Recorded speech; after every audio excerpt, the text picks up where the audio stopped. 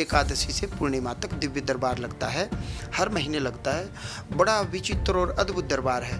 कोई भक्त कहीं भी बैठे और कोई नाम नहीं लिखा जाता, न किसी को बताया जाता है। और गुरु महाराज की प्रेरणा से मैं स्वयं भीड़ में से नाम लेकर के पुकार लगाऊंगा, मंच पर बुलाऊंगा। आपका दुख क्या है, संकट क्या है, उसका कारण क्या है और निवारण क्या है, मैं स्वयं बताऊंगा। आजकल एक होड़ चली हुई है, तेरे घर में 4 भूत हैं। मैं तो कहता हूँ, जो ये कहे कि तेरे घर में 4 प्रेत हैं, उन प्रेतों के नाम पूछो उससे। यदि वो नाम नहीं बता पा रहा तो उस महात्मा को, उस महाराज को बोलिए कि अपने शब्द वापस लीजिए।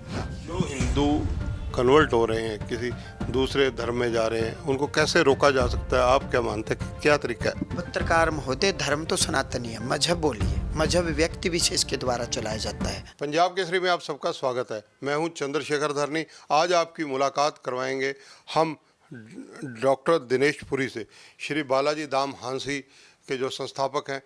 देखिए, कस्टम विभाग में नौकरी छोड़कर इन्होंने चोला ओढ़ा है। क्यों ओढ़ा है, किन कारणों से ओढ़ा है, और ये लोग इनके पास चलकर दूर दराज से पहुंच रहे हैं। पंचकुला के अंदर आजकल ये आए हुए हैं और इनका 2 दिन का प्रवास यहाँ पर बताया जा रहा है। जिस प्रकार से पर्ची पर ये लिखने का एक ट्रेंड है, उसी ट्रेंड को लगभग ये पूरी तरह अनुपालना कर रहे हैं। और उसके साथ साथ देखा जाए और पर्ची पर लिखने के अलावा उनके पूर्वजों के बारे में भी जिस आवेदक की ये पर्ची निकलती है उसके बारे में ये बताते हैं। ज़्यादा जानकारी लेंगे डॉक्टर साहब से। डॉक्टर साहब, स्वागत है पंजाब केसरी में। जी जी, सीताराम, जय सिया राम। डॉक्टर साहब, युवावस्था में संत कैसे बन गए आप? मैं बचपन से ही, मेरी रुचि परमात्मा में, भगवान में रही है। माँ बड़ी भक्तिमती रही है मेरे। माँ से ही संस्कार बच्चे में आते हैं।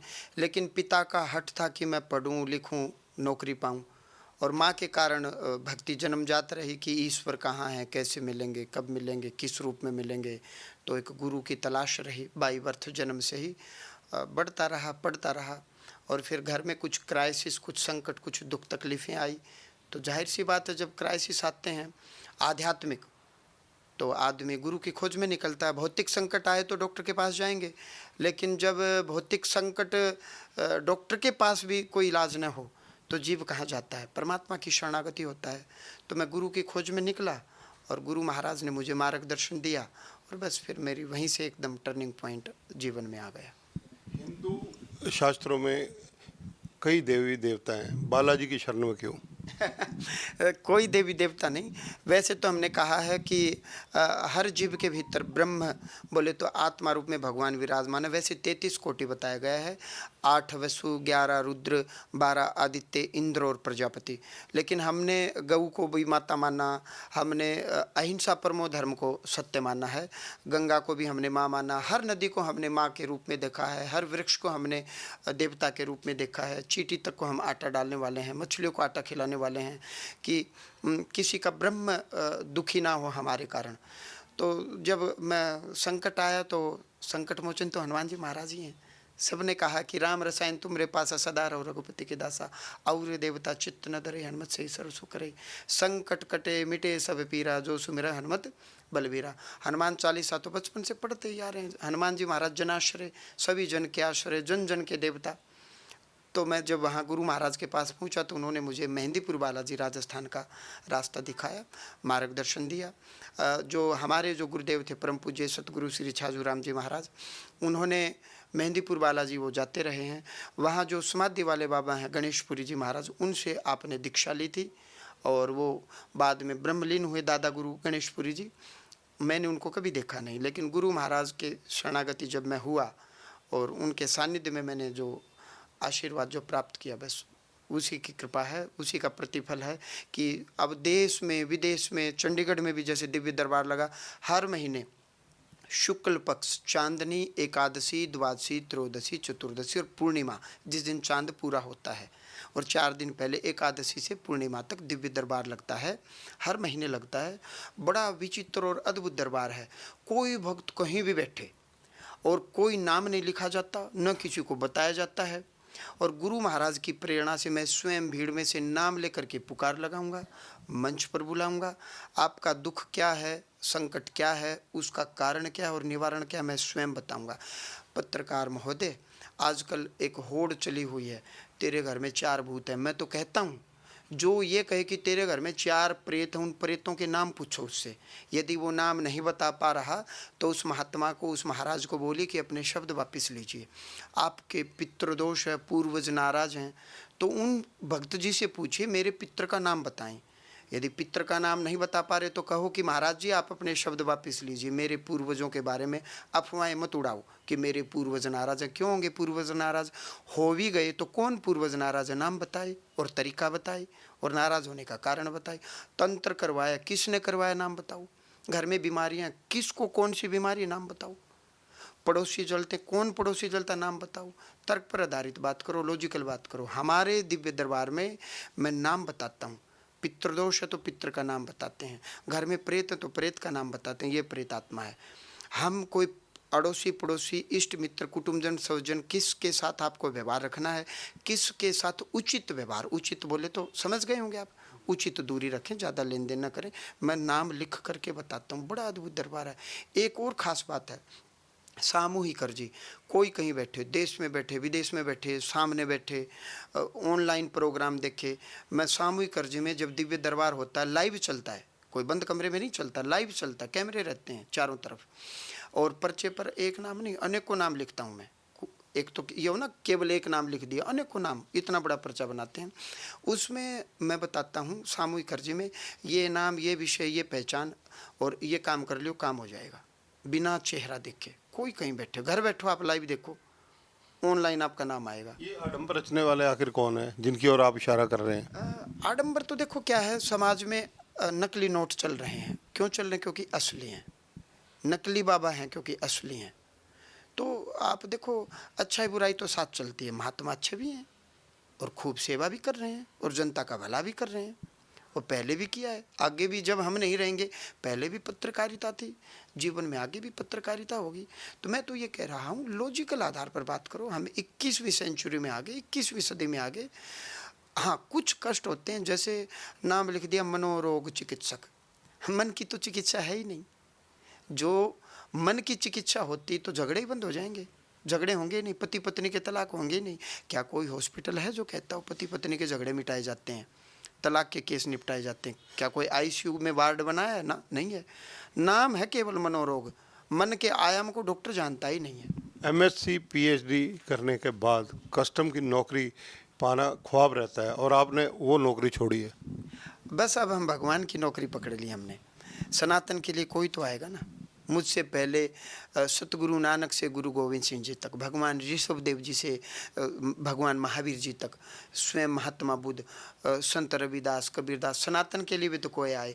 आज पत्रकार महोदय, आप भी ये चाहेंगे कि मेरा बेटा भगत सिंह न बने, किसी और का ही बने, मेरा बेटा संत रविदास, कबीरदास, तुलसीदास न बने, मेरा बेटा महात्मा न बने, अपितु विवाह करे, बच्चे पैदा करे। कोई नहीं चाहता, तो कोई तो बनेगा ना। जादू टोने टोटके लोग कैसे बचें इनसे?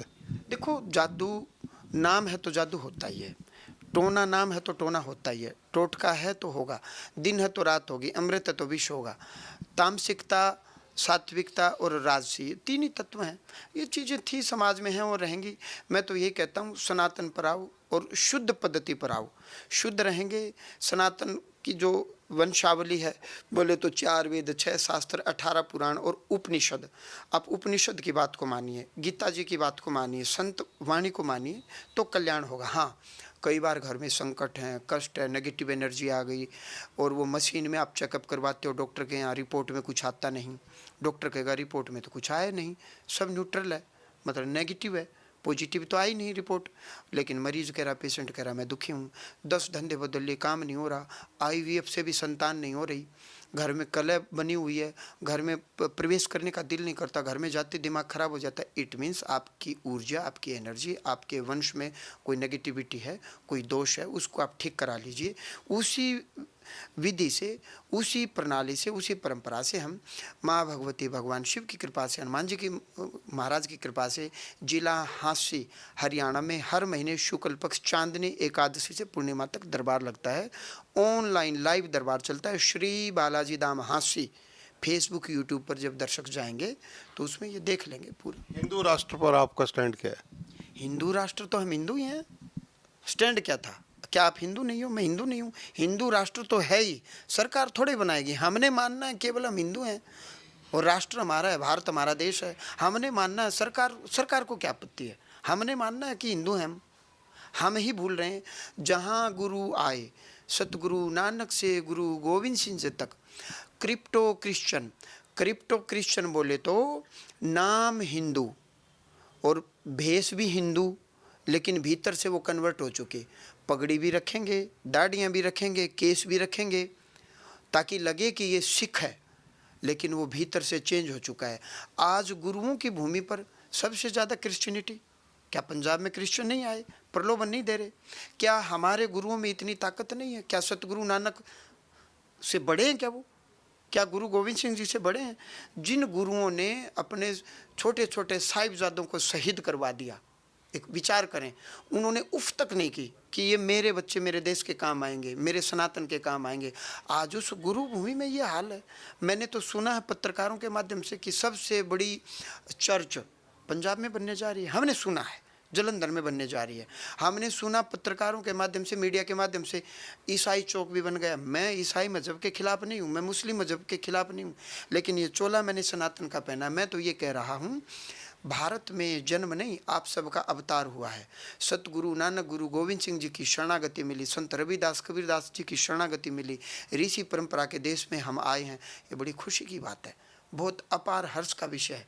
हम गुरुओं के विषय में रहेंगे तो सिर्फ सनातन में मुक्ति है। अन्य मजहब वाले तो कहते हैं मरने के उपरांत कब्र में इंतजार करना पड़ेगा। जो हिंदू कन्वर्ट हो रहे हैं, किसी दूसरे धर्म में जा रहे हैं, उनको कैसे रोका जा सकता है? आप क्या मानते हैं, क्या तरीका है? पत्रकार महोदय, धर्म तो सनातनी है। मजहब बोलिए, मजहब व्यक्ति विशेष के द्वारा चलाया जाता है, धर्म तो सनातनी है। मैं उनको ये कहना चाहूँगा, कोई भी कष्ट है, संकट है, दुख है, तकलीफ है, धन का अभाव है, एक बार आप सनातनी हिंदू बन करके, सनातनी महात्मा की शरणागति होकर के देखें। शीघ्र अतिशीघ्र मुझ पर संकट आया, क्राइसिस आए, दुख आया, तकलीफ आई, 2-2.5 साल लगे, लेकिन मेरा दुख चला गया, आपका भी जाएगा। आप यकीन मानिए, दुनिया में ऐसा कोई व्यक्ति नहीं, कोई भी मजहब का हो, जिस पर दुख तकलीफ ना आती हो। हमारे माता पिता डांट दें, फटकार दें, चांटा भी लगा दें, क्रोध में आवेग में कुछ बोल भी दो, तो क्या माँ बाप बदल लेंगे? हमारे देश में हमारे साथ कोई गलत घटना भी हो जाए तो क्या देश बदल लेंगे? तो हमारे ऊपर कोई दुख भी आ जाए तो क्या गुरु बदल लेंगे? सोशल मीडिया का ज़माना है। सोशल मीडिया पर आजकल एक कॉकरोच के नाम से पार्टी बहुत एक्टिव हो रही है। जी, देखो, कॉकरोच जो शब्द है रसोई में भी निकलता है, कहीं भी निकल जाता है। तो इस देश में, इस भूमि में कुछ लोग हैं, सभी नहीं हैं। मैं पढ़ा, मैंने 2 नौकरी पाई, एक नहीं 2 नौकरी पाई। बच्चे और भी पढ़ते हैं, पढ़ा हुआ सबको याद नहीं रहता। मेरी स्मृति ठीक थी, मेरी बुद्धि ठीक थी। अब पढ़ा हुआ दुनिया पढ़ती है, लेकिन पढ़ा हुआ सबको याद नहीं रहता। मैं आपसे पूछ रहा हूँ, विद्यालय में तो हर कोई जाता है। ओसामा बिन लादेन भी विद्यालय में गया होगा, लेकिन वो विद्यालय से निकल करके जिहादी बन करके बम फोड़ा। तो जो ये गुंडे हैं, बम भटका रहे हैं, डाकू हैं, डकैत हैं, बलात्कारी हैं, विद्यालय में ये भी गए होंगे, माता पिता इनके भी रहे होंगे, लेकिन उन्होंने न माता पिता की शिक्षा मानी, न गुरुओं की शिक्षा मानी। तो कॉकरोच पार्टी अब उसमें तो मैंने सुना बहुत लाखों करोड़ों फॉलोवर हो गए। तो वैसे भी मजाक के मूड में लोग फॉलो कर लेते हैं। हाँ, कुछ लोग हैं कॉकरोच की भांति, करना कुछ है नहीं और उल्टे सीधे कमेंट करने हैं और पढ़ना है नहीं, देश के प्रति वफादारी रखनी नहीं, बाहर रहना है और देश में आकर के दंगे फैलाने हैं। ये कल्याणकारी नहीं है। हाँ, बेरोजगारी तो मुद्दा सदा था, है और जब तक धरती रहेगी रहेगा। बेरोजगारी, गरीबी ऐसा नहीं कि आज कोई अलग से, पहले भी थी, आज भी है और आगे भी रहेगी। ये तो दुनिया का जी दस्तूर है। बाकी तो मैं क्या कहूँ राजनीति पर। तो डॉक्टर साहब, राजनीति में आने का आपका कोई इरादा? न, मैं तो राजनीति में आकर के क्या करूँगा? हम तो अपनी सीट पर ही ठीक है। जब हम गुरु परंपरा से, मैं भगवान शिव दुर्गा माँ की पार्टी का हूँ, मेरी कोई पार्टी नहीं है। बाकी तो ठीक है, जो सारी पार्टियाँ अच्छी हैं, बीजेपी वाले उसमें, उस वाले उसमें, उस वाले उसमें, मेरी तो एक पार्टी है। मैं तो आपको न्योता दे रहा हूँ, दर्शकों को न्योता दे रहा हूँ कि मेरी पार्टी में आए, भगवान शिव माँ भगवती दुर्गा माँ की पार्टी में आए, गुरुओं की पार्टी में आए, सतगुरु नानक की पार्टी में आए। धन्यवाद। तो ये हैं डॉक्टर दिनेश पुरी। देखिए, जो कुछ ये कहना चाहते हैं वो हम अपने दर्शकों तक सीधा पहुंचा रहे हैं। इनकी जो भावनाएं हैं लोगों को प्रेरित कर रहे हैं। हिंदू धर्म की वकालत कर रहे हैं, पूरी तरह से सनातन धर्म की वकालत कर रहे हैं। निसंदेह तर्कसंगत बातें हैं, क्योंकि जिस प्रकार से अगर देखा जाए इतने सुशिक्षित होने के बावजूद इन्होंने ये चोला ओढ़ा है, तो अपने आप में ये एक बहुत बड़ा एग्जाम्पल भी है। कैमरामैन संजय सिंह के साथ चंद्रशेखर धरनी, पंजाब केसरी टीवी, चंडीगढ़। हमसे जुड़े रहने के लिए हमारे YouTube चैनल को सब्सक्राइब करें और नई वीडियो की नोटिफिकेशन के लिए बेल आइकॉन को दबाएं। अगर आप ये वीडियो Facebook पर देख रहे हैं तो लाइक जरूर करें और ज्यादा से ज्यादा शेयर करें। धन्यवाद।